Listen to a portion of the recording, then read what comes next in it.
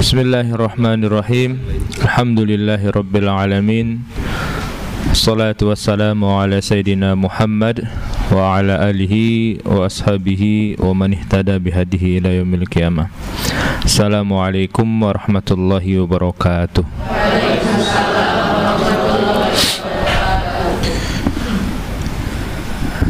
Kita biar semangat ya, Bu. Ngapain, Bu? Pak? Biar semangat enaknya ngapain? Apakah loncat-loncat di tempat? Yel-yel atau baik. Minggu lalu kita sudah berbicara tentang ihdinas siratal mustaqim. Nah, tentang hidayah. Nah, sekarang ini kita bicara tentang siratal ladzina an'amta 'alaihim ghairil maghdubi 'alaihim waladdallin. Gimana, Ibu? Satu ayat. Iya. Gitu ya.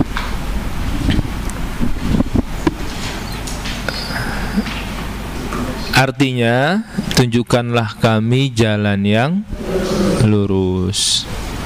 Jalan orang yang engkau beri nikmat atas mereka, dan bukan jalan orang-orang yang engkau murkai, dan juga bukan jalan orang-orang yang sesat. Terjemahannya seperti itu. Kira-kira apa maksud dari ayat ini? Itu kira-kira. Ada yang mau ngasih informasi ke saya? Silakan, Ibu, atau buat kita semua. Apa maksud dari jalan yang engkau berikan nikmat kepada mereka, bukan jalan yang engkau murkai, dan juga bukan jalan orang-orang yang sesat? Kira-kira maksudnya ini apa? Mohon bimbing ke jalan lurus. Yang lain? Jalan yang akan masuk ke jalan surga. Berarti ada jalan neraka, Ibu.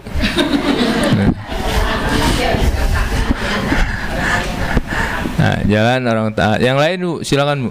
Apa maksudnya? Jalan yang ridha Allah. Berarti ada jalan yang tidak diridhoi oleh Allah. Yang lain, silakan. Sebentar, Ibu. Jalannya para nabi. Oh, jalannya para nabi dan orang-orang soleh. Oke, baik. Baik, jalan. Oke, baik. Nanti kita bahas tuh, Bu. Apakah kita benar di jalan para nabi, orang soleh, atau kadang-kadang bukan saya yang bilang, Bu. Baik. Baik. Nah, berarti jalan orang-orang yang engkau beri nikmat kepada mereka. Nah, itu nikmat atas mereka. Pertanyaannya, apa itu nikmat? Itu ya. Apa itu nikmat? Ayo silakan, Bu. Nikmat itu apa sih? Bu, enak. Terus ya, menyenangkan. Nikmat surga. Oke. Ya. Itu sudah ditentu keluhnya. Nanti dulu kalau saya oke baru. Udah nggak apa-apa lah. Udah nggak apa-apa. Udah di tapi ini belum tentu paham juga. Itu. Apa itu nikmat?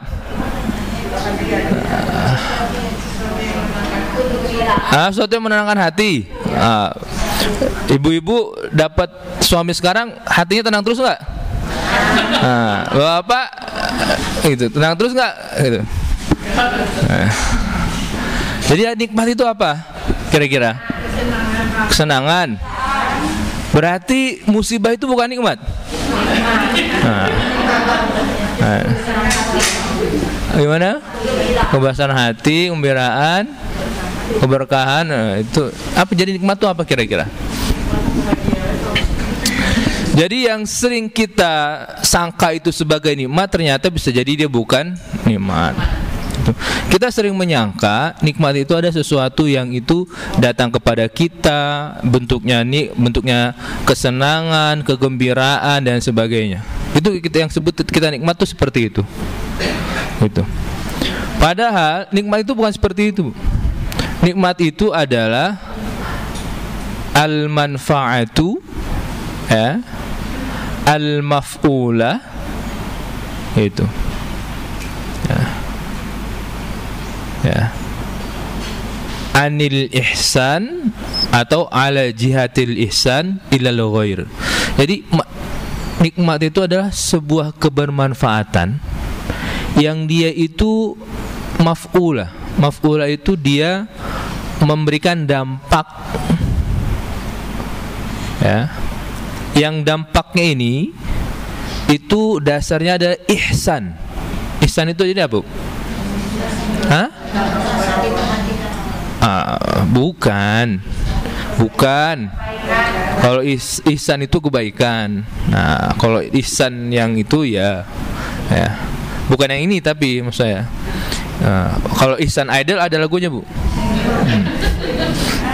Ada. Jadi dasar itu ihsan. Ihsan itu apa?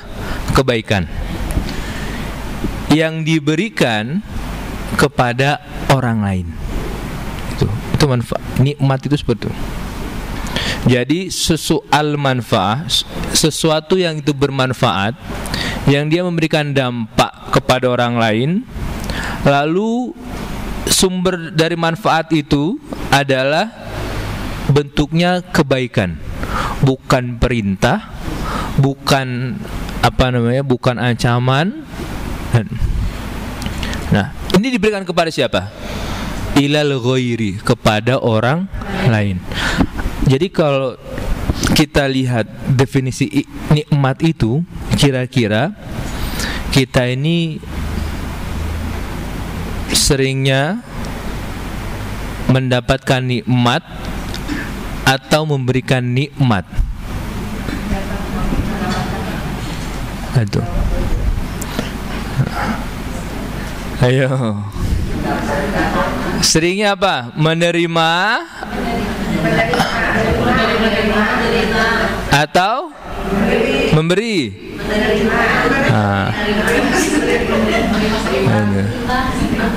Gimana? Itu. Kalau seimbang harus ada persentasenya, Bu. Itu. Harus ada alasan kenapa dia seimbang. Itu. Jadi harus, kalau misalnya peralatan atau apapun itu bentuknya, dia harus ada ukurannya. Ukuran seimbang itu apa? Apakah perasaan kita atau secara hitung-hitungan dan sebagainya. Nah, itu perasaan aja. Nah, sedangkan perasaan itu kadang benar, kadang tidak benar. Jadi seringnya kita apa? Kalau memberi itu nikmat namanya. Memberi itu namanya. Kalau menerima namanya bukan nikmat. Kalau menerima artinya apa? Anugerah. Itu. Anugerah. Kita tuh diberikan anugerah Allah Subhanahu wa taala berupa yang namanya nikmat. Itu kenapa nikmat? Karena Allah memberikan kepada kita itu ala jihatil ihsan. Bentuknya apa Allah beri kepada kita? Keterpaksaan atau memang Allah itu maha baik kepada hamba-hambanya? Kebaikan Allah Subhanahu wa taala. Itu. Ya. Alal ghair, kepada siapa? Allah berikan kepada manusia, kepada selain Allah Subhanahu wa taala. Itu disebut dengan nikmat. Maka kita bisa ngecek nih sekarang.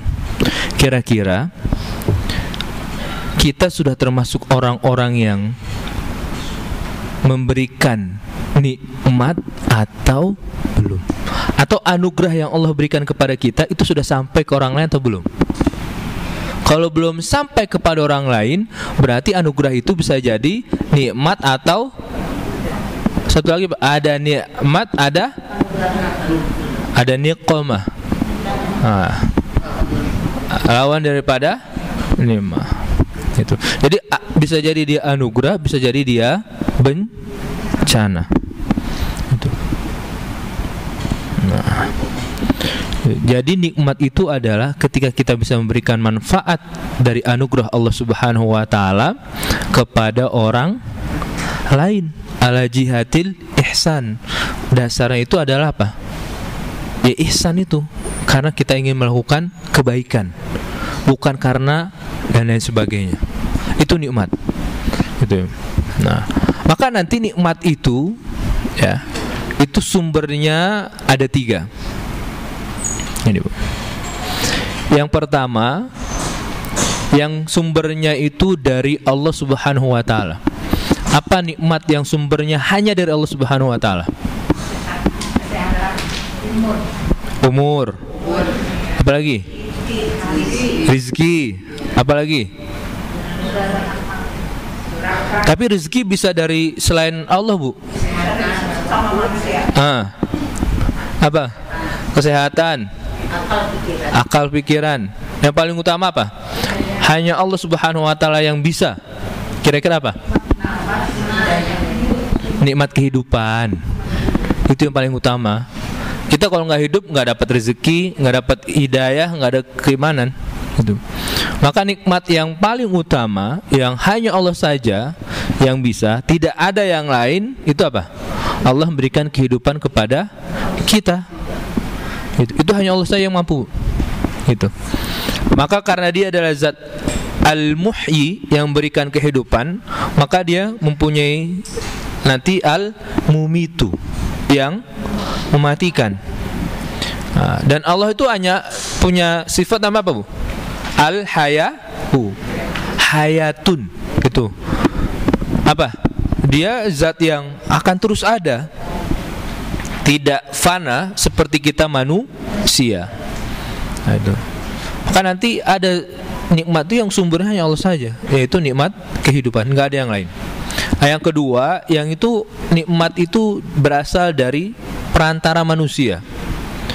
Apa berasal perantara manusia apa? Bekerja.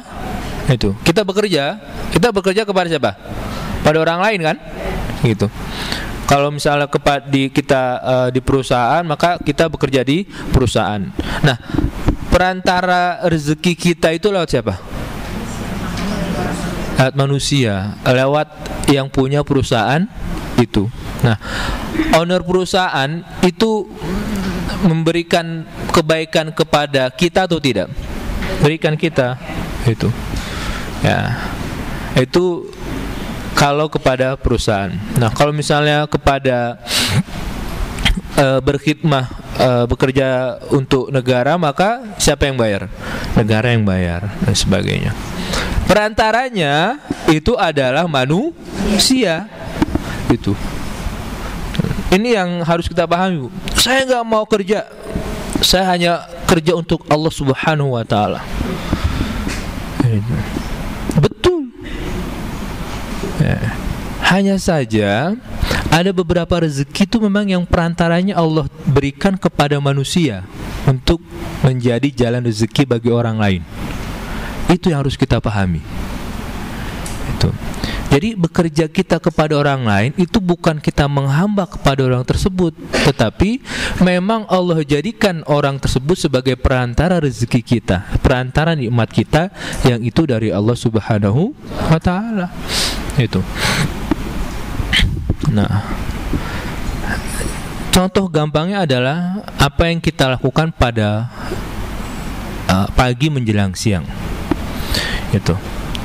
Perantara ibu-ibu, bapak-bapak mendapatkan pemahaman tentang surat Al-Fatihah itu siapa? Perantaranya siapa? Guru kan? Nah, ya. Saya mendapatkan pemahaman juga dari Al-Fatihah, perantaranya siapa? Guru saya. Gitu. Apakah ibu-ibu bisa langsung mendapatkan pemahaman Al-Fatihah, buka Al-Fatihah langsung? Tidak. Bisa nggak? Bisa. Kalau tingkat ketakwaannya seperti Abu Bakar. Nah, itu. Iya.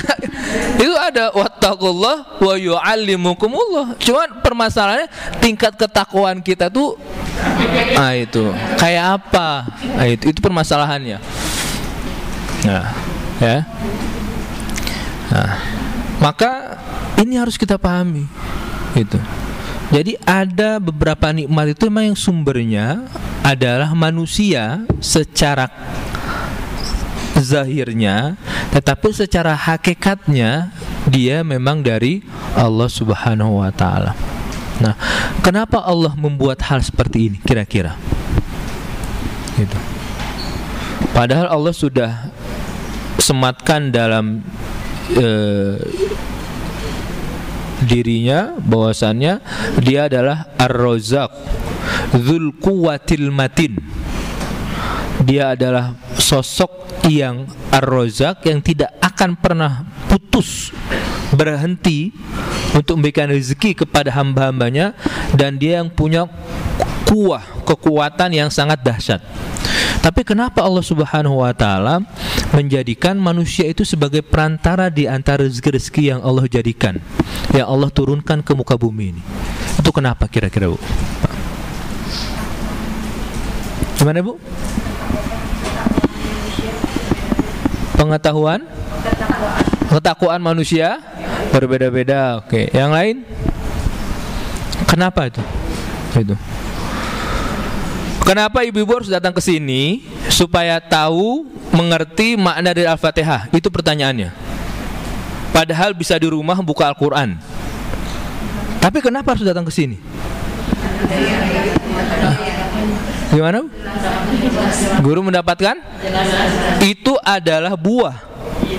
Itu buahnya, Bu.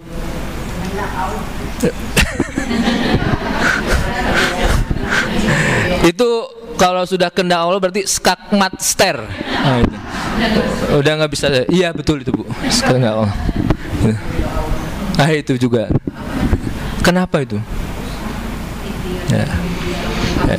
Jadi kalau tadi kita paham, kita mengerti, itu buah hasil yang kita dapatkan. Itu. Lebih meyakinkan apanya, Bu? Kalau ada gurunya lebih jelas ya, coba. Oke, sendiri ini. Baik. Jadi apa namanya? Ini sebenarnya yang dikatakan oleh Ibnu Khaldun, seorang sosiologis Muslim, yang dalam bukunya beliau sebut dengan Muqaddimah Ibnu Khaldun, itu dia belum menyebutkan sebagai al-insanu madaniyun bit-tab'i. Manusia itu fitrahnya dia adalah bersosialisasi dengan yang lain. Itu. Jadi kenapa Allah membuat kita hal yang seperti ini supaya apa? Supaya kita itu ada ketemu, lalu berhubungan, maka ada yang disebut dengan ta'awun di sana. Saling tolong menolong antara satu dengan yang lainnya. Gitu. Kalau owner perusahaan, bos perusahaan, CEO dan sebagainya, kalau nggak ada karyawan, siapa yang mau ngerjakan perusahaan? Itu. Atau gampang ini, ibu-ibu ada yang pas saya yakin ada di rumah yang punya ART kan? Itu. Kalau tidak ada ART di rumah, siapa yang akan mengerjakan pekerjaan rumah ibu-ibu? Sendiri dengan bukan dengan segala, dengan keluh kesah, wah dan sebagainya. Gitu. Ya. Itu kan. Jadi kenapa harus ada ART itu? Ya. Untuk saling membantu antara kita dengan orang lain. Kenapa harus ada pegawai? Pegawai itu membantu tujuan bosnya. Kalau bos tidak ada pegawai, tidak akan tercapai tujuannya. Gitu. Nah, jadi kita ini fungsinya adalah ta'awun itu, untuk saling itu ya, untuk saling memberikan kontribusi antara satu dengan yang lainnya. Makanya ada pesan Nabi Muhammad SAW itu, ikhwanukum ja'alallahu lakum tahta aidikum. Itu Nabi Muhammad ingatkan kepada kita, wahai manusia, ada di antara kalian yang Allah itu tetapkan mereka itu di bawah kekuasaan kalian. Artinya apa? ada manusia-manusia itu yang memang Allah fungsikan untuk kita derajatnya secara materi itu di bawah kita. Maka Nabi Muhammad sampaikan, ikhwanukum, ingat itu saudara kalian yang Allah jadikan untuk kamu di bawah kekuasaanmu. Maka pesannya, kalau kamu memerintah sesuatu, maka jangan perintah yang itu dia tidak mampu untuk mengerjakannya. Itu. Ini yang Nabi Muhammad SAW sampaikan kepada kita. Maka kalau ini kita pahami, itu nggak ada yang namanya orang tua susah-susah mencarikan pekerjaan untuk anaknya. Loh, kok pada ketawa ibu, bapak? Ya, iya, gitu. Loh, ya, seperti itu. Kenapa? Karena sudah ada dalam pemahamannya, kalau semua orang itu ditakdirkan untuk bersosialisasi dan memberikan kontribusi antara satu dengan yang lainnya, tidak bisa dia akan hidup dengan sendirinya. Itulah kenapa Allah Subhanahu wa taala jadikan nikmat itu, ya, di antaranya melalui manusia, tidak langsung dari Allah Subhanahu wa taala. Ya. Dan ini nikmat yang sering ada di dunia, yang sering kita dapatkan. Maka, ini Bu, yang penting, kalau Allah Subhanahu wa taala menempatkan kita, anak kita, dan lain sebagainya pada satu posisi, yang harus kita ingatkan untuk diri kita, untuk anak-anak kita adalah memberikan pemahaman bahwasannya ada sesuatu yang itu memang Allah tempatkan untuk kita, dan itu Allah tempatkan untuk orang lain. Maka ketika kita ditempatkan pada tempat itu yang menurut Allah Subhanahu wa taala pada saat itu adalah yang paling cocok untuk kita, maka apa yang harus kita lakukan? Bukan terima. Yang harus kita lakukan adalah totalitas dalam melakukan hal tersebut. Itu yang harus kita lakukan. Kalau bahasa sekarang itu disebut dengan profesionalitas. Itu bahasa sekarangnya. Tapi kalau bahasa hadisnya itu disebut dengan al-itqan. Itqan itu adalah totalitas dalam melakukan sesuatu. Ya. Maka kalau kita tidak totalitas, itu nggak akan nyampe, nggak akan dapat. Gitu. Ibu-ibu masak kalau setengah-setengah enak nggak? Nggak enak. Ya, jadi harus penuh hati biar nyampe tuh kepada anaknya, suaminya, tetangganya, gitu. Jadi jangan wangi aja nyampe ke tetangga, Bu. Ya, itu. Nah, ini yang memang harus kita lakukan. Jadi kalau kita yang memang pada saat ini Allah tempatkan itu, ya, pada posisi kita masing-masing, maka yang harus kita lakukan adalah apa? Totalitas. Ibu-ibu yang di rumah, maka totalitaslah dalam rumah tangganya itu. Yang bekerja, maka totalitas dalam pekerjaan dan rumah tangganya. Gitu. Yang sekarang sudah masuk masa purna, maka totalitas di sisa-sisa hidupnya. Gitu. Iya. Karena man 'asha 'alaihi mata 'alaihi. Biasanya orang itu akan meninggal dari kebiasaan yang dia hidup, yang dia jalani. Ya, totalitas itu seperti itu. Gitu. Itu. Ini kayaknya ibu-ibu nggak tahu kalau saya kalau kata yang murid tahu. Fast Furious tahu kan itu ya? Tahu ya? Film itu. Kan ada siapa tuh temannya Vin Diesel itu yang meninggal itu? Dia meninggalnya kenapa, Bu? Meninggal karena dia membawa mobil balapnya sendiri. Dia berperan sebagai aktor yang berperan sebagai pembalap. Gitu. Jadi meninggal dengan mobilnya sendiri. Gitu. Itu jadi manusia akan seperti itu. Maka kita yang hidupnya biasa melakukan sesuatu, maka coba untuk melakukan sesuatu hal yang baik. Gitu. Nah, ini ibu-ibu yang sudah dalam masa absen. Enggak, saya nggak bilang masa tua, Bu. Nah. Yang apa namanya, yang sebentar lagi, bukan sebentar lagi, saya juga nggak tahu sebentar lagi. Enggak sebentar lagi. Ya. Yang sudah banyak diberikan bonus. Nah, itu. Maka totalitas gitu. Jadi kan Nabi Muhammad SAW ditanya, ya Rasulullah, man khairun nas, siapa manusia yang paling baik itu Rasulullah? Beliau menjawab, khairun nas man tala umruhu wa hasuna amaluhu.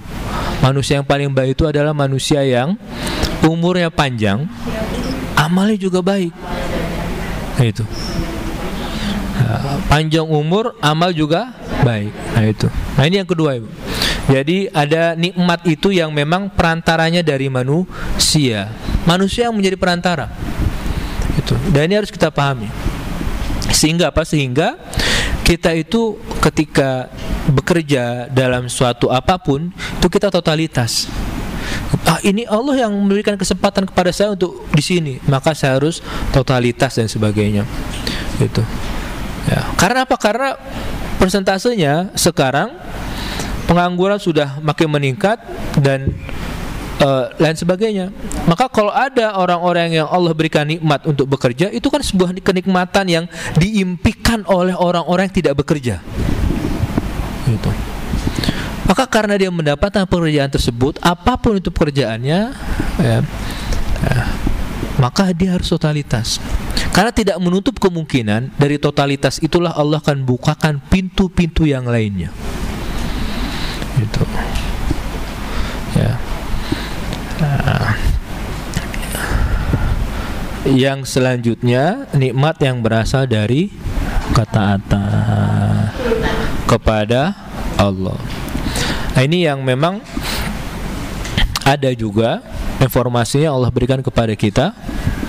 Apa? Ada yang ingat, Bu? Ada yang ingat ayatnya apa?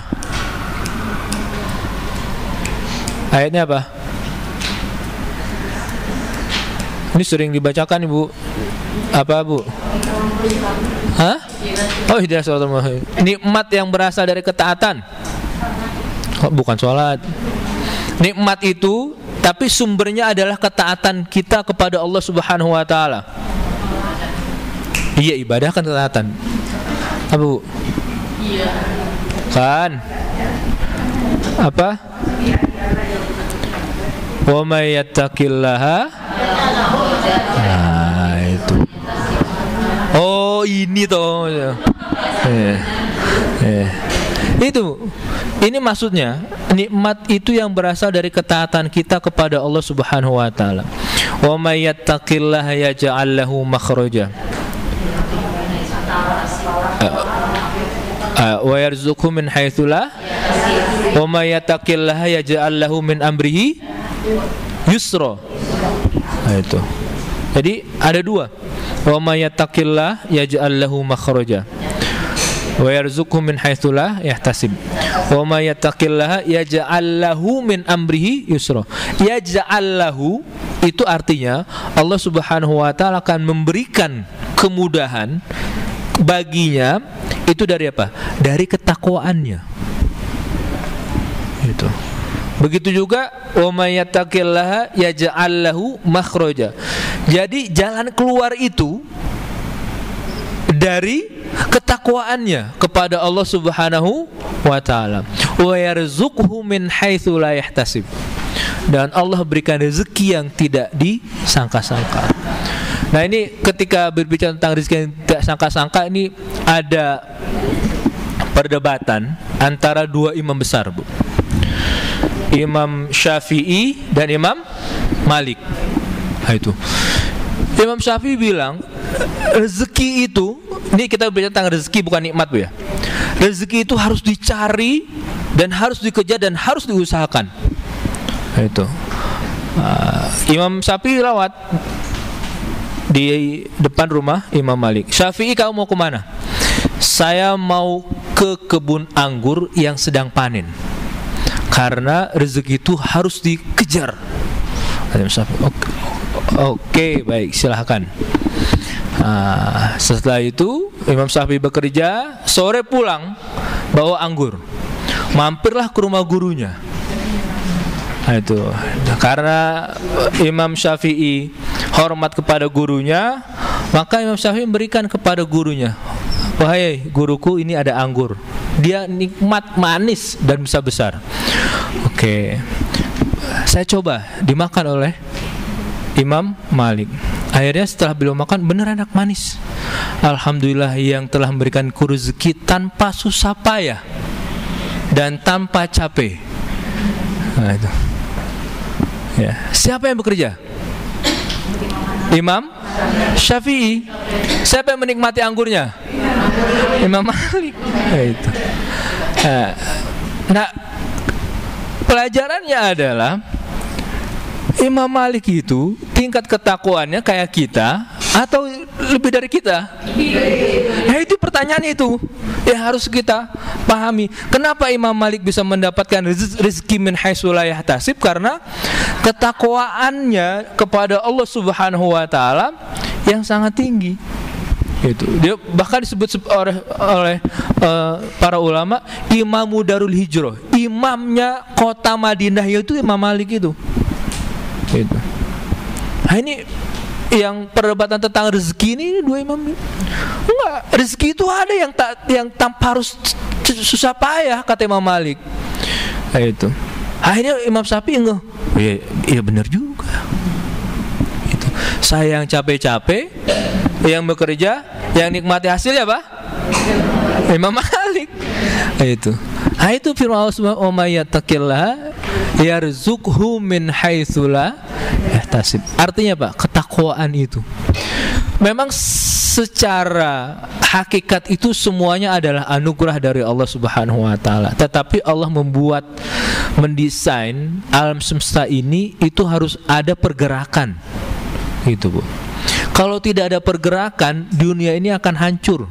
Kalau stagnan saja, diam saja, itu akan hancur, Bu. Kenapa mayat itu hancur badannya? Nah, itu pertanyaannya tuh. Tetapi kenapa Ashabul Kahfi tidak hancur badannya? Itu tadi benar. Kenapa? Bukan. Karena apa? Karena wa nuqallibuhum dzatal yamini wa dzatal shimal. Karena dibolak-balik itu Allah Subhanahu wa taala. Jasadnya itu dibolak-balik supaya apa? Supaya tetap bergerak. Gitu. Maka pergerakan itu adalah sumber kehidupan dan diam itu adalah sumber segala malapetaka. Kalau ibu-ibu yang sekarang sudah diberi kasih banyak bonus, maka supaya tidak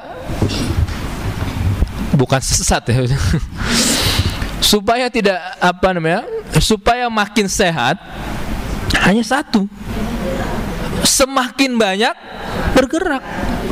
Gitu. Iya. Gitu. Maka semakin banyak diam, semakin banyak yang dirasakan itu. Ya. Itu. Maka ada ungkapan al-harakatu al-barakah. Itu. Di dalam setiap pergerakan itu, ya, di dalam setiap aktivitas yang kita lakukan itu pasti ada kebermanfaatannya, ada keberkahannya. Itu. Ini yang ketiga nih, yang rezeki yang memang sumbernya itu adalah dari ketaatan kita kepada Allah Subhanahu wa ta'ala. Nah, maka pertanyaan yang di bawah itu, kira-kira apa nikmat terbesar? Kehidupan. nikmat terbesar bagi kita adalah kehidupan, gitu. Ya. Tidak ada nikmat lagi, Bu. Ya. Jadi meskipun kita yang kalau di general check up itu ada A, B, C dan lain sebagainya, ya kan? Tapi kalau kita masih hidup, itu nikmat yang besar, gitu. Ya. Tapi kalau kita sudah tidak ada kehidupan, mau sekaya apapun kita, itu yang merasakan bukan kita, gitu. Siapa yang merasakan? Anak-anak kita, keturunan kita, mau sekaya apapun kita. Tetapi dalam keadaan apapun kita, selama masih ada kehidupan, maka itu nikmat yang terbesar yang Allah berikan kepada kita. Itu. Nah, makanya ada yang disebut dengan jalan kenikmatan. Itu. Ya. Apa itu jalan kenikmatan itu? Nah, jalan kenikmatan itulah yang yang dalam surat Al-Fatihah, surat yang satu ini, yang ayat ke-7 itu, siratal ladzina an'amta alaihim, gitu. Apa itu jalan kenikmatan? Kira-kira jalan kenikmatan itu apa, Bu? Takwa. Jadi gini, Bu, saya kasih clue-nya. Setiap pertanyaan itu, kalau ingin menjawabnya, maka cari yang paling utama, cari yang paling umum, baru turun lagi ke yang paling khusus, gitu. Jadi kalau pertanyaannya, apa jalan kenikmatan yang paling utama? Ketakwaan. Yang paling tinggi dari selain ketakwaan apa? Bukan nikmat. Kita sudah lewat dengan kehidupan. Apa? Keimanan. Itu yang sumber utamanya adalah keimanan. Kita tidak akan bertakwa kalau tidak ada itu. Makanya dilihat yang paling tinggi dulu, atau yang paling umum dulu, baru yang cabang-cabangnya. Itu. Jadi kalau kita punya gambaran sesuatu tentang yang umum tersebut, baru masuk ke yang cabangnya, itu kita akan berpikir secara terstruktur, gitu. Ya. Maka kita tidak akan sangat jauh dari berbagai macam bentuk yang disebut dengan penyakit hati dan sebagainya. Karena kita ngelihatnya dari sesuatu yang umum. Ya. Takwa, amal soleh, itu kan cabang-cabang dari keimanan, gitu. Ya, cabang dari keimanan kita kepada Allah Subhanahu wa Ta'ala. Tapi kalau kita beriman, kalau kita tidak beriman, apakah kita akan bertakwa kepada Allah Subhanahu wa Ta'ala? Itu. Tidak akan mungkin. Gitu. Maka jalan orang yang diberi nikmat oleh Allah Subhanahu wa Ta'ala itu kira-kira jalan apa? Jalan keimanan. Nah, jalan apa, Bu? Jalan apa? Jalan. Ya Allah, mudah-mudahan ibu-ibu dapat berangkat haji semua yang sini. Jalan apa, Bu?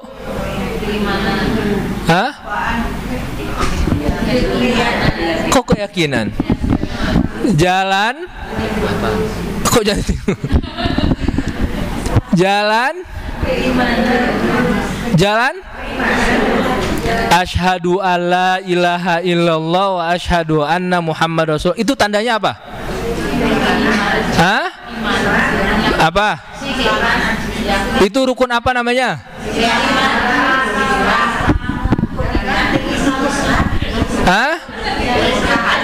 Rukun apa namanya? Rukun Islam. Ya. Berarti kalau ingin beriman, maka harus ada ini dulu. Nah, itu. Ya. Ya.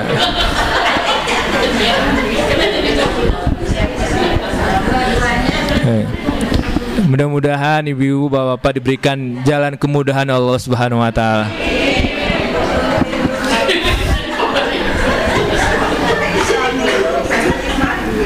Gimana ibu? Bukan iman dulu baru Islam.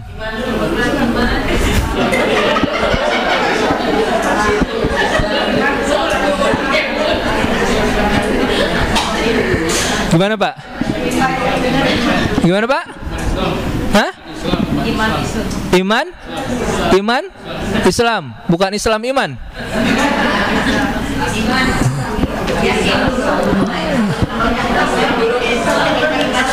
Baik, coba Bu, sebentar. Sebentar. Ya.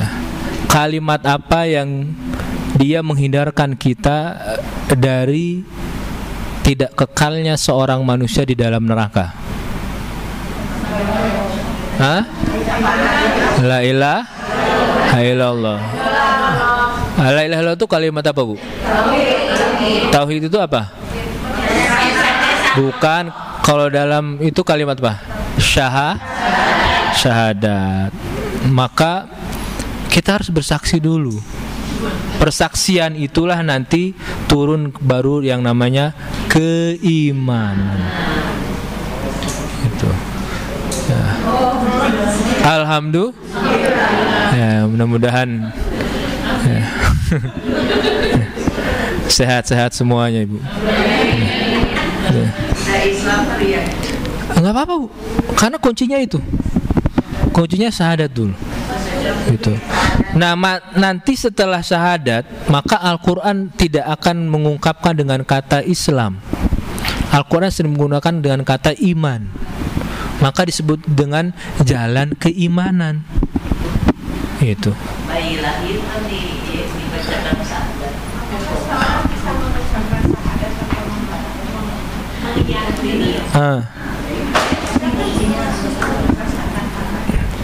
Tidak masalah Bu. Ketika dia mengikrarkan, mengucapkan syahadat, itu dia sudah punya kunci supaya dia tidak kekal di neraka itu. Itu nggak masalah dia mau yakin Allah itu, mau dia beriman, imannya nanti seperti nggak masalah. Gitu. Jadi ketika dia bersyahadat, itu sejatinya dia sudah bersaksi bahwasanya tiada Tuhan selain Allah Subhanahu. Itu sudah ada keimanan meskipun hanya kecil dalam hatinya. Gitu. Nanti apa yang memupuk keimanan itu, itulah yang harus kita pelajari, yang harus kita tahu. Itu. Makanya siapa jalan yang diberikan nikmat oleh Allah Subhanahu wa taala, yaitu jalan yang disebut dengan jalan keimanan. Jalan siapakah itu? Jalan orang-orang pilihan oleh Allah Subhanahu wa taala. Yang pertama, para utusan Allah Subhanahu wa taala, nabi dan rasul. Baik. Tadi Ibu, maaf, yang kerudung biru jangan sampai lewat Bu. Siapa namanya Bu? Siapa Bu? Tadi apa Bu? Para nabi dan para orang soleh. Oke. Ini jalan keimanan adalah jalan yang dilalui oleh para nabi dan lain sebagainya. Pertanyaan saya, kita tahu Nabi Nuh. Tahu Nabi Nuh? Oke. Berapa lama beliau berdakwah kepada kaumnya? Alfusanatin illa khamsina ama. 1000 tahun kurang 50. 905. Aduh, kenapa diputar-putar nggak langsung aja 950 gitu? Ini supaya Ibu tahu, Al-Quran itu menjelaskan seperti itu. Alfasanatin illa khamsina ama. Gitu. Jadi Pak Ibu ingat, Al-Quran itu bukan 950 enggak, tapi alfasanatin illa khamsina 950 tahun. Itu. Ya, kalau kita ngaku mengikuti jalan keimanan para nabi, nah itu. Berapa tahun Nabi Nuh? 950 tahun. Wa ma amana ma'ahu illa qalil. Yang beriman hanya dikit. Ada yang menyebutkan hanya 80 orang. Ada yang menyebutkan hanya 20 orang. Ada yang menyebutkan hanya 10 orang. Itu. Berapa tahun, Bu? 950 tahun. Nah, pertanyaannya,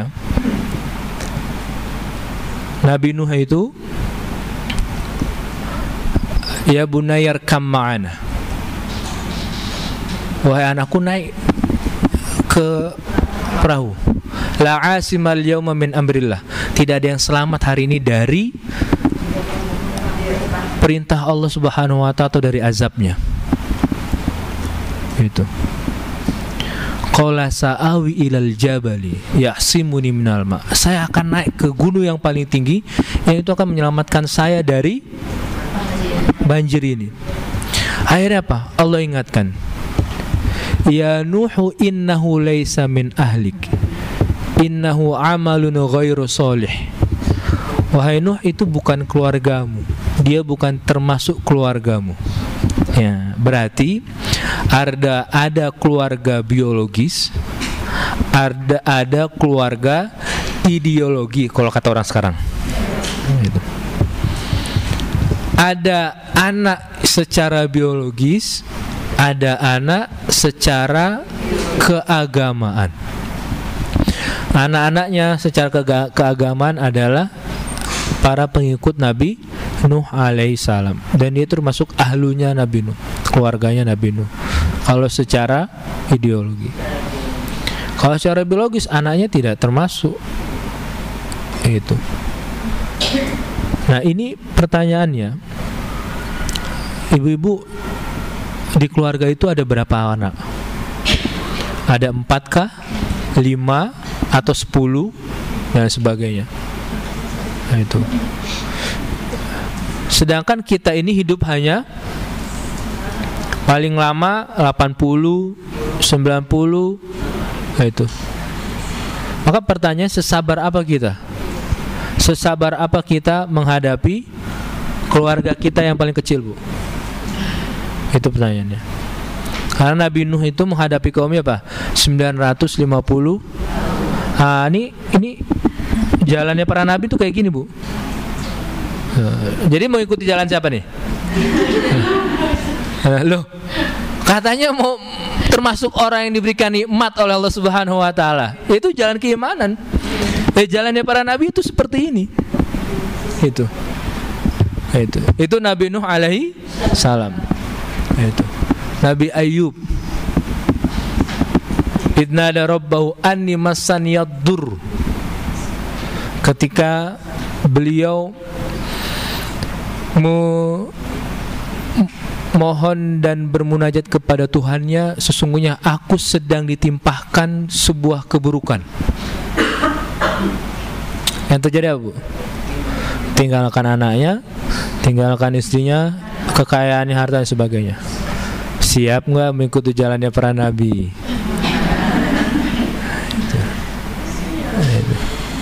Itu. Nabi Yusuf alaihissalam, nggak usah Nabi Yusuf, Nabi Yakub lah, ayahnya. Apa yang terjadi? Ya. Ini Nabi Yakub, Bu. Ini kalau kita mau ngambil pelajaran, itu kayaknya percis banget dengan kehidupan kita. Jadi anak kita itu ada yang baik, ada yang rada-rada, gitu. Ada yang seperti itu, Bu, gitu. Nah, itu ya. Tetapi yang terjadi apa? Yang terjadi, ya, Nabi Yakub tidak pernah mendoakan keturunannya untuk sesuatu yang buruk.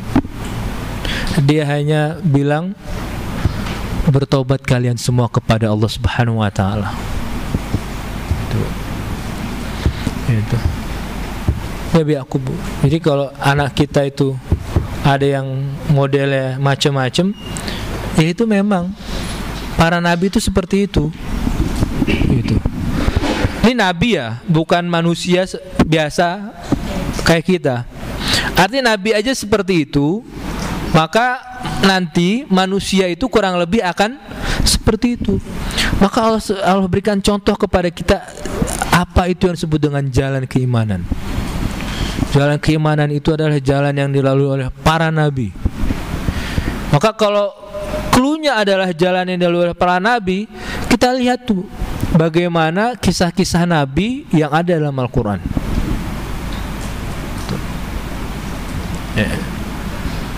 Nabi Muhammad SAW itu semua anaknya meninggal ketika beliau masih hidup. Hanya satu yang hidup, Fatimah radhiyallahu anha. Itu Nabi Muhammad. Artinya apa? Artinya kita itu akan dihadapi dengan kondisi-kondisi yang pernah dialami oleh para nabi. Ada yang anaknya itu diambil ketika masih kecil, seperti Ibrahim. Ada yang masih di dalam kandungan dan lain sebagainya. Gitu. Nah, inilah jalannya para nabi. Maka coba lihat apa yang terjadi dengan para nabi ketika diuji oleh Allah Subhanahu wa taala, mereka lulus ujiannya, apa yang terjadi? Apa nih? Wa rafa'nahu makanan aliyah. Allah angkat mereka derajatnya. Gitu. Jadi orang yang diberikan nikmat oleh Allah Subhanahu wa taala itu bukan orang-orang yang selalu dalam kesenangan, tidak. Bahkan innallaha idza ahabba 'abdan ibtalahu. Allah itu kalau cinta kepada hambanya bukan diberi nikmat tentang kenikmatan hidup ini, Allah akan uji dia. Gitu. Kalau kita nggak pernah diuji oleh Allah Subhanahu wa taala, maka kita harus mempertanyakan, ini Allah benar nggak cinta sama saya ya? Gitu. Berani nggak kita kira-kira gitu dulu?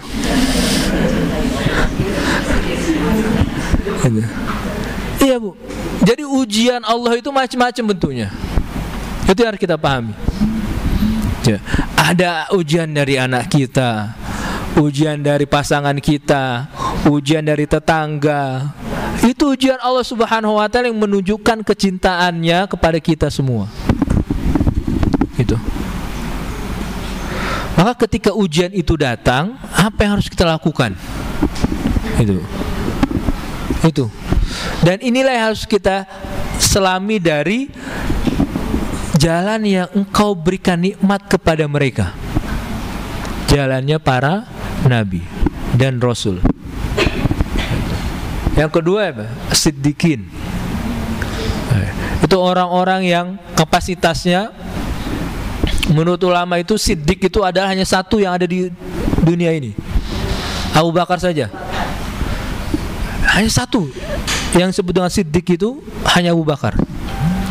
Kenapa? Karena ketika Mi'raj, Isra Mi'raj itu semua orang kafir Quraisy itu mencemooh Nabi Muhammad SAW. Sampai dia mendatangi Abu Bakar, sohibuka, temanmu itu bilang, semalam dia usriya, diberangkatkan oleh Allah Subhanahu wa taala dari Mekah ke Masjidil Aqsa. Itu pertanyaan bukan bertanya, tetapi pertanyaan untuk mengejek. Itu yang diungkapkan oleh Abu Bakar sesuatu yang sangat luar biasa. Beliau berkata, kalau ada sesuatu yang lebih tidak masuk akal lagi yang itu dilakukan oleh teman saya Muhammad SAW, la amana bihi, maka aku akan percaya apa yang diucapkan. Itu siddiq tuh Bu. Itu. Ini kita ya ayyuhalladzina amanu, ya, wahai orang-orang yang beriman, ijtanibu katsiran minadh-dhanni. Apa namanya, jauhilah prasangka buruk. Atau Wala ta'kulur riba. Jangan engkau memakan riba. Nah, ini kita masih bingung nih. Aduh, gimana ya? Gitu.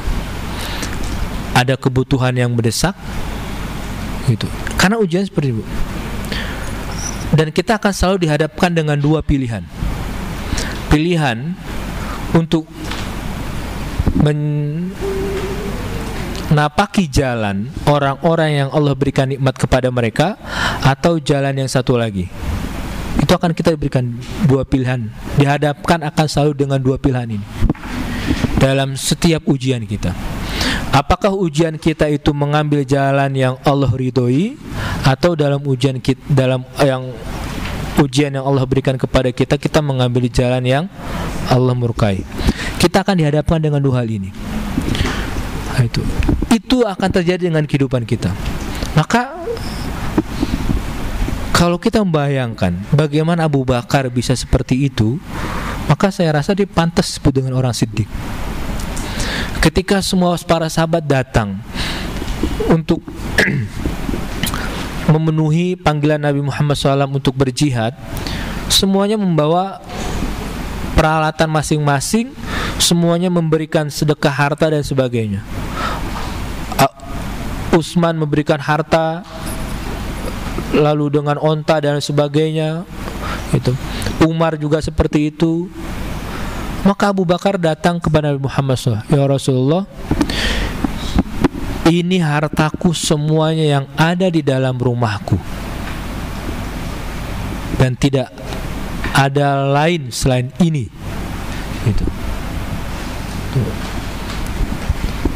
Nabi Muhammad bertanya, Madza tarakta li ahlika? Apa yang kamu tinggalkan untukmu, wahai Abu Bakar? Taraktuhu lillahi wa li rasulihi. Aku tinggalkan untuk keluargaku, Allah Subhanahu wa ta'ala dan Rasulnya.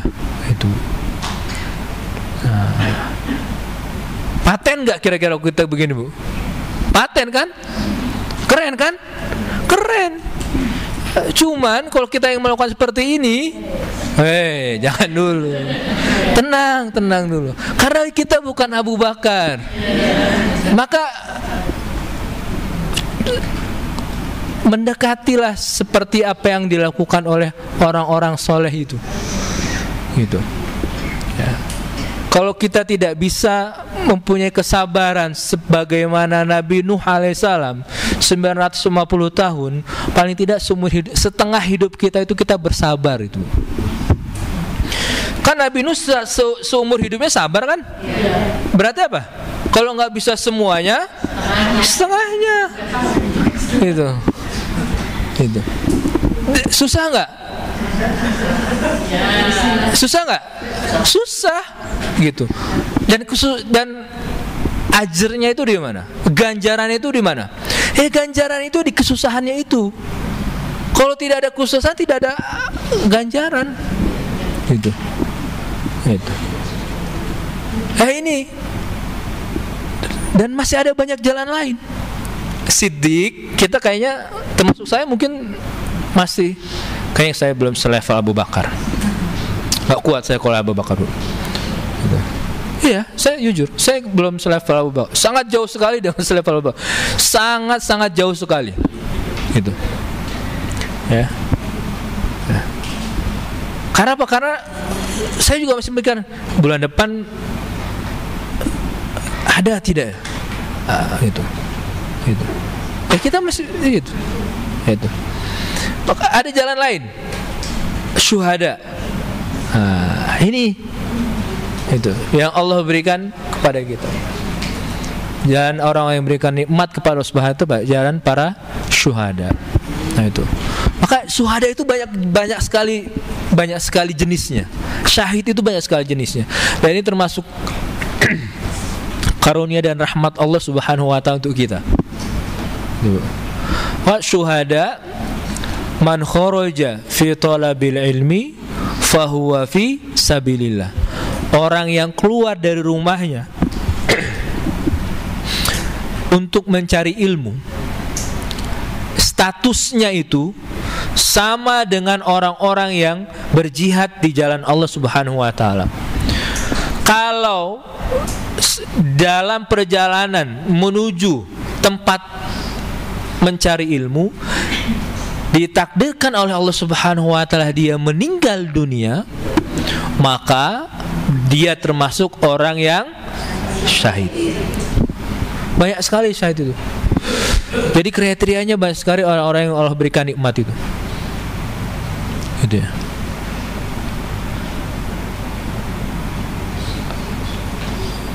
Ini kita bisa masuk semuanya sini. Ya. Ada. Masuk insya Allah nih. Ya. Nah, syuhada itu yang paling banyak bentuk dan jenisnya itu ajur syuhada. Ganjaran yang Allah berikan kepada orang-orang yang meninggal syahid. Nah itu. Nah yang terakhir ini, yang kemungkinan itu juga banyak dan kita bisa masuk ke dalam kategori ini, yaitu sholihin. Jadi orang-orang soleh itu, ya, orang-orang soleh itu saya rasa kita mempunyai kesempatan untuk bisa masuk ke dalam kategori yang 3 dan 4 ini. Gitu ya. Tapi kalau yang siddiq itu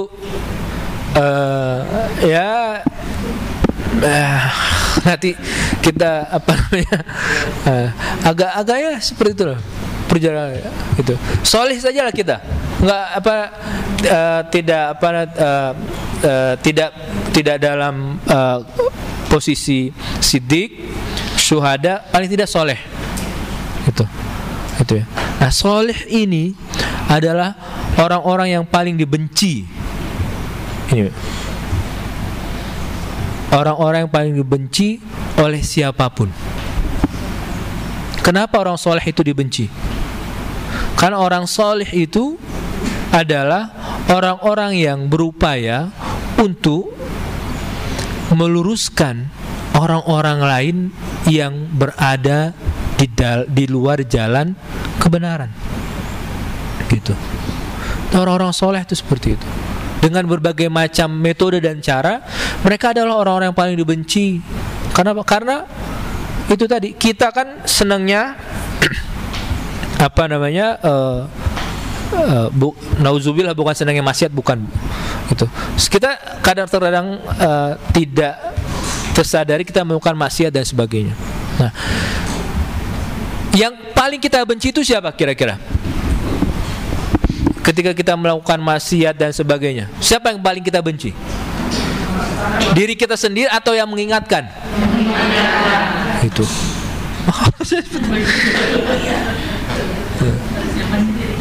Ya. Jadi orang yang paling dibenci itu adalah orang yang berupaya membuat orang lain itu baik seperti dirinya. Itu orang soleh itu. Jadi bukan soleh untuk dirinya sendiri, tapi dia menginginkan orang lain itu menjadi baik juga. Gitu. Maka ada ungkapan itu sebenarnya saya agak kurang sepakat juga. Sebutkan dengan kesolehan sosial, saya juga kurang sepakat. Biasanya orang soleh itu dia sudah pasti sosial. Gitu. Kalau ada orang soleh yang nggak sosial, berarti dipertanyakan kesolehannya itu. Coba, siapa orang soleh yang tidak sosial? Sebutkan kepada saya. Ada nggak? Siapa? Ada nggak orang soleh yang tidak sosial? Ada tidak orang soleh yang menyakiti tetangganya?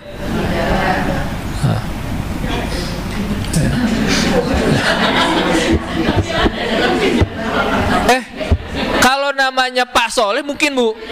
Kalau namanya Bu Soleh iya. Tapi kalau dia soleh itu nggak mungkin. Gitu. Ya, iya. Kalau namanya Bu Soleh ya bisa jadi.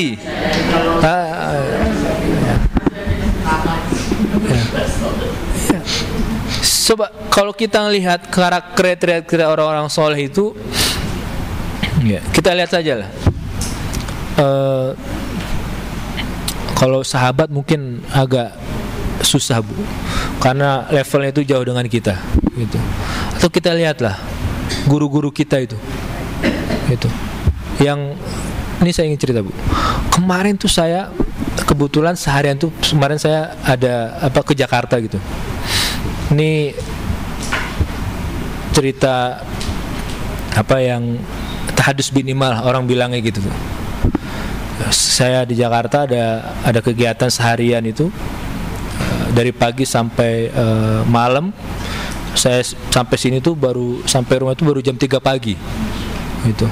Nah, lalu di zuhur itu saya ketemu dengan orang yang saya kenal, senior saya, dan itu saya masukkan dia termasuk orang kriteria yang soleh. Itu bagaimana tidak gitu. Itu saya sampai gemeteran tangan saya ketemu dengan beliau itu. Umurnya saya kira masih di bawah ibu-ibu semua, 40-an sekian lah, atau paling mendekati 50 gitu Bu. Tapi ini tapinya Bu, orang itu kalau ngelihat dia itu mukanya tuh nggak kayak saya gitu. Mukanya itu berseri gitu Bu. Aura positifnya itu vibes-nya itu kalau kata sekarang ini, vibes-nya itu dapat gitu Bu. Itu benar gitu. Dan ketika dia memperlakukan orang itu sangat luar biasa gitu. Saya digandeng. Jadi kalau kebiasaan orang Arab itu Bu, ini kalau kita jangan dilakukan dengan di Indonesia. Kalau menggandeng sama laki-laki itu kan kalau kebiasaan adat orang Arab itu, laki-laki itu bergandengan tangan itu biasa gitu. Itu setelah beliau ngisi ada di Jakarta itu ada Wisma Mandiri itu di Tamrin itu Bu. Itu Bu ya. Jalan Tamrin itu beliau ketepatan ada mengisi kajian zuhur di situ. Nah, kegiatan saya ada di gedung tersebut. Nah, ketika saya sholat zuhur itu saya ngelihat beliau itu benar-benar menurut saya ini benar-benar orang-orang ini benar-benar kriteria orang soleh seperti ini. Bagaimana tidak? Ketika saya bilang karena orang Jakarta, saya bilang, Bang Haji, saya sebutkan nama saya Fajrin, dulu pernah ada nama satu daerah di sana itu namanya Zahro Bu. Dulu saya sempat main ke Zahro di rumahnya. Langsung bilang, Masya Allah, Ibu, langsung tangan saya digandeng tuh Bu. Nah itu, tangan saya digandeng. Dia ketemu dengan orang lain itu kayak saudara sendiri Bu. Ya misalnya Pak Muhammad Pak Muhammad, ayo nanti kalau ada waktu kita main ke rumah ngobrol-ngobrol kayak gitu Bu. Itu. Ini orang yang saya maksud, orang soleh nih Bu. Ini orang soleh itu kayak gini gitu. Dia ketemu dengan orang itu yang siapapun dia ketemu itu, gimana kabarnya, sehat, ayo main ke rumah, kapan, tunggu ya gitu. Itu kita kan enggak Bu, ketemu orang jangan main ke rumah, nggak ada apa-apa di rumah. Itu.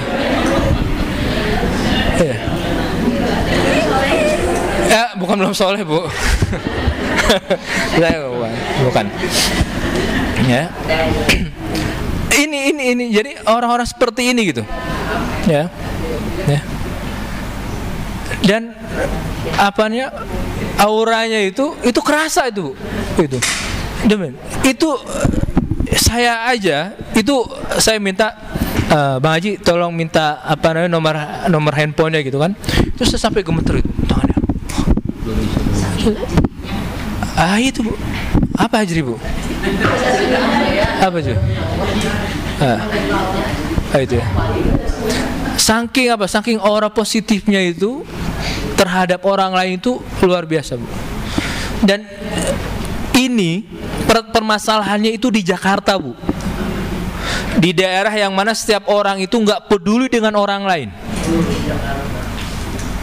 Dia ketemu dengan setiap orang itu dengan apa namanya, dengan entah pengurus atau apa.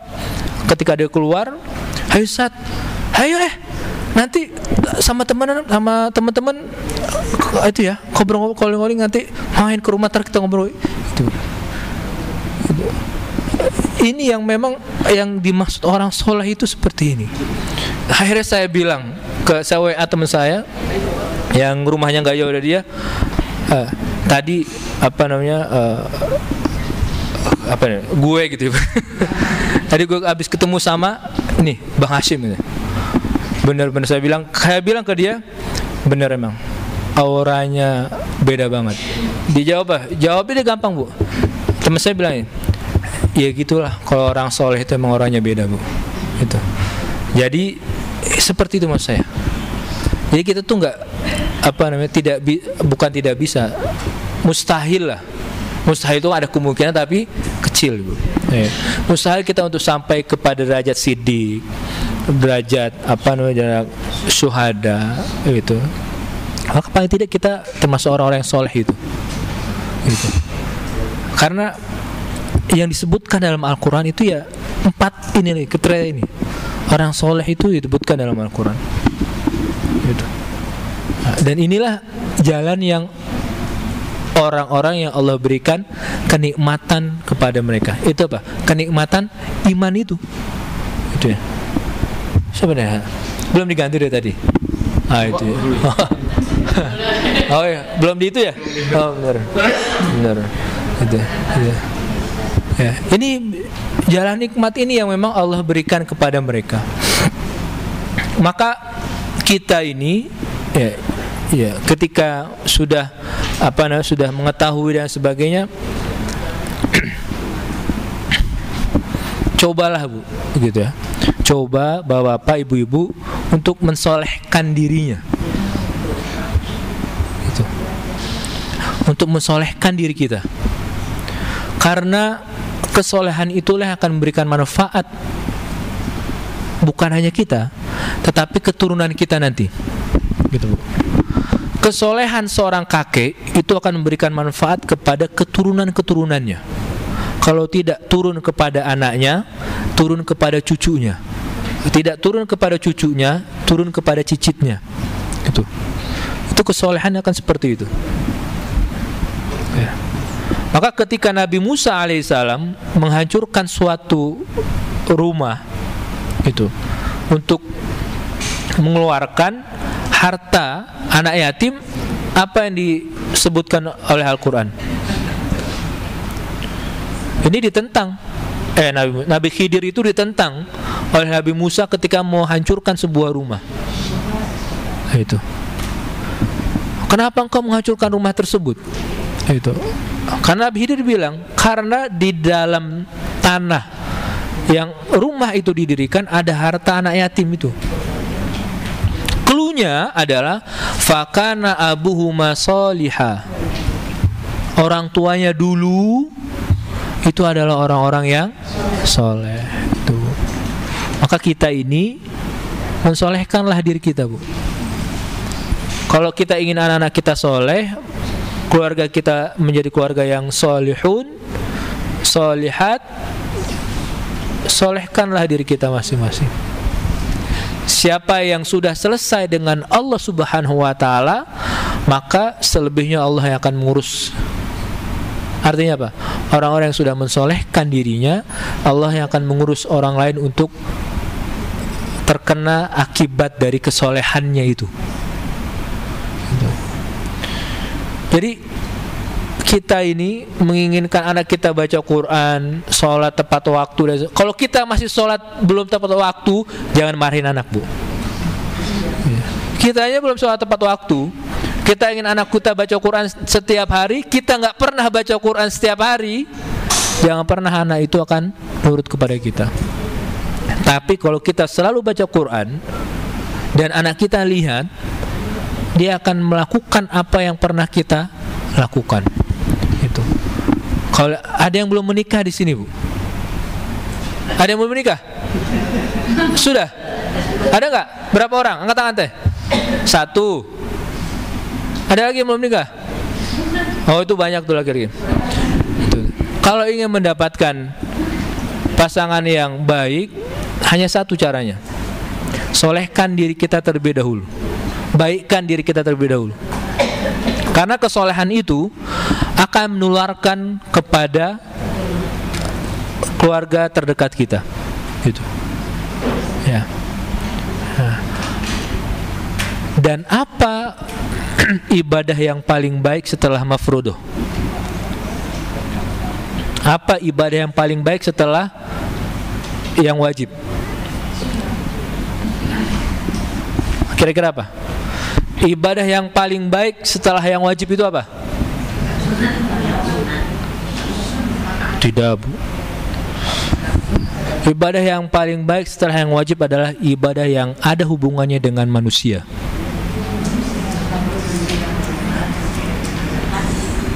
Itu ibadah yang paling baik. Setelah yang wajib, maka adalah ibadah yang ada hubungannya dengan manusia. Ingat, sabar juga masuk dalam kategori ibadah. Ibu, sabar ibadah nggak, Bu? Sabar ibadah. Gitu. Jadi segala macam bentuk amal soleh yang berhubungan dengan manusia itu adalah yang terbaik setelah kita melakukan yang wajib. Maka jangan sampai seperti yang diungkapkan oleh Nabi Muhammad SAW. Ada perempuan, dia qomat, somat, sodakot. Nabi Muhammad bilang, hiya finnar. Perempuan ada yang dia selalu puasa, selalu sholat malam, selalu sedekah, tapi Nabi Muhammad bilang hiya finnar, dia di dalam neraka. Kenapa? Karena tu'zi jaroha, dia menyakiti hati tetangganya. Maka ibadah yang paling baik adalah setelah yang wajib, ibadah yang berhubungan dengan manusia. Itu. Nah, inilah jalan yang Allah berikan nikmat kepada mereka. Itu. Nah, maka ciri-ciri orang yang soleh gampang. Itu. Dia bisa tidak untuk menyakiti tetangganya. Itu saja, Pak. Coba kita bisa nggak lakukan? Nah, itu. Aja ingat. Agama itu adalah sebuah aktivitas yang harus diupayakan. Ya. Maka kira-kira bisa nggak kita? Satu saja, jangan yang banyak-banyak, Bu. Satu saja. Kita tidak menyakiti tetangga kita. Gitu. Kalau kita bisa, itu berarti kita sudah termasuk apa? Orang-orang yang soleh. Gitu. Nah, ini jalan yang Allah berikan nikmat kepada mereka. Jalannya para nabi, jalannya para siddiqin, syuhada, dan orang-orang yang soleh. Maka nikmat yang paling besar setelah keimanan kepada Allah Subhanahu wa taala adalah hidayatut taufik. Itu nikmat yang paling besar, Bu. Apa taufik itu? Ada yang masih ingat? Ada yang masih ingat taufik, Ibu? Taufik hidayat. Gimana? Kemampuan untuk melaksanakan yang lain. Apa taufik itu? Petunjuk. Apa taufik, Bu? Ya. Ketepatan. Jadi nikmat setelah keimanan itu adalah nikmat ketaatan dan nikmat taufik. Ini yang paling besar. Taufik itu adalah, ya, ikuti saudara saya. Taufik adalah Allah Subhanahu wa taala memberikan kepada kita kemudahan, ketepatan dalam melakukan ketaatan kepada Allah. Apa itu taufik?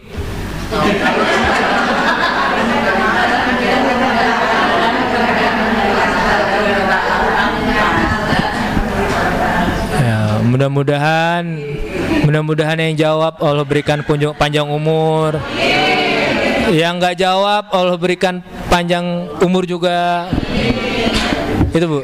Jadi taufik itu adalah Allah Subhanahu wa taala memberikan kemudahan, ketepatan dalam beribadah, dalam melakukan ketaatan kepada Allah Subhanahu wa taala. Ini yang mahal. Maka salut taufik. Pintalah taufik kepada Allah Subhanahu wa taala. Meminta taufik, petunjuk kepada Allah Subhanahu wa taala untuk dimudahkan segala macam bentuk niatan kemudahan dan ketaatan. Ya. Oke. Sudah lengkap deh. Lengkap. Apa? Coba. Biar yang lain bantu tulis. Yang keras deh. Taufik adalah Allah memberikan kepada kita kemudahan, ketepatan dalam melakukan ketaatan kepada Allah. Sekali lagi boleh deh. Allah memberikan kemudahan kepada kita, kemudahan, ketepatan dalam melakukan ketaatan kepada Allah Subhanahu wa taala. Terima kasih. Baik. Baik ibu-ibu, kita cukupkan untuk siang hari ini. Setengahnya lagi nanti kita lanjutkan minggu yang akan datang bersamaan dengan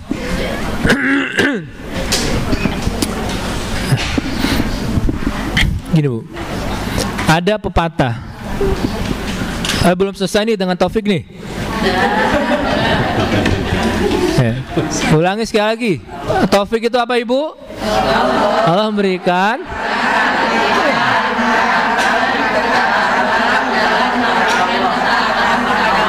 nah itu. Maka ya, minta taufik itu. Jadi jangan pernah bosan untuk meminta taufik. Itu.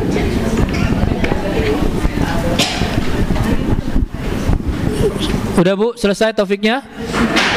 Oke. Baik.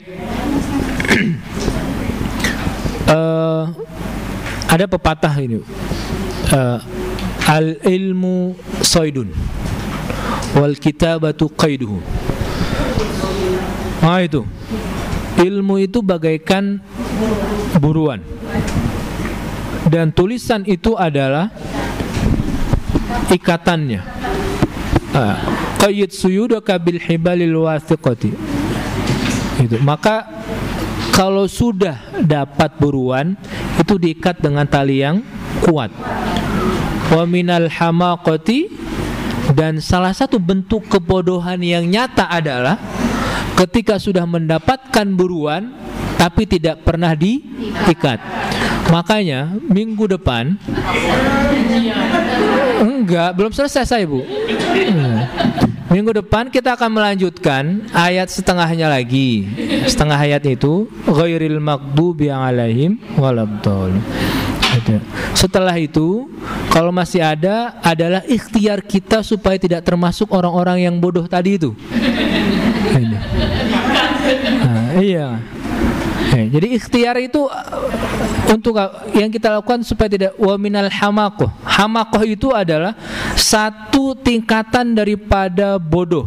Jadi kalau misalnya kita bilang apa namanya? Hamaqah itu apa ya? Suatu bentuk kedunguan gitu. Atau goblok lah gitu lah. Ya. Gitu. Ya, jadi dari bentuk satu itu adalah kita membiarkan ilmu kita itu tidak pernah diikat.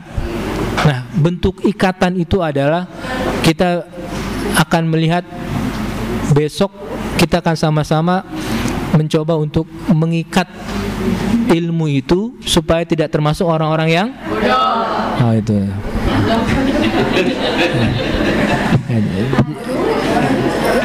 Itu. Baik, itu saja. Wallahu a'lam bishawab. Terima kasih semuanya, ibu-ibu, bapak-bapak. Saya kembalikan ke Ustaz. Syukran jazilan Ustaz.